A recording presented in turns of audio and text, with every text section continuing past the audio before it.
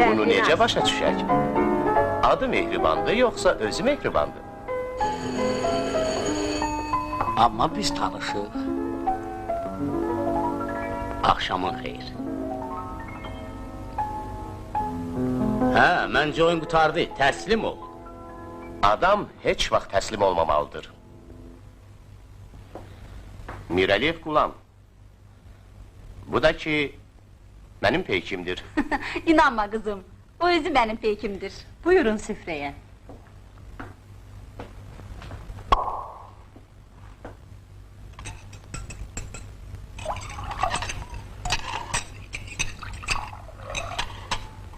Taksirkarların sağlığına.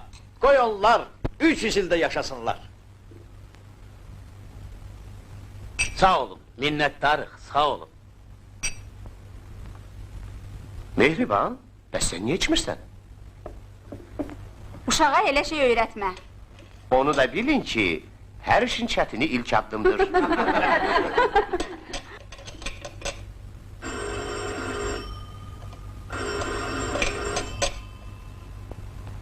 Axı o harda ola bilər? İçək Zakirin sağlığına. Məncə bu daha münasib olar. Üzünə tərifləyəndə çaşır.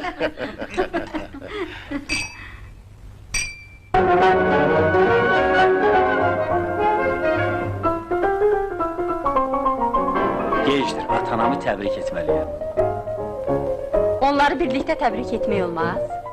Zarafat eləyirsən. Zarafat eləmirəm. Hələ də mənim buna haqqım yoxdur. İcazə sən çox ucadan danışırsan. İstəyirsən çığırım. Bu saat hamıya deyim ki, mən xoşbaxt olmaq istəyirəm. Maraqlıdır.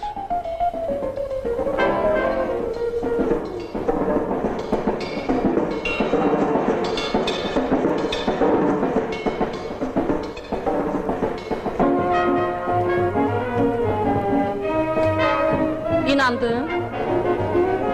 Çığırmasan yaxşıdır. Nə deyirsən? Aparırsan mən evinizə?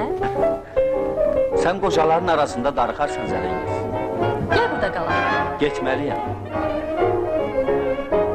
Ata-anan səni bağışlar. Bəs sən? Mən yox. Gedirsən. Səni ötürürəm evinizə. Mən evə getməyəcəyim. İcazə verin. Yox.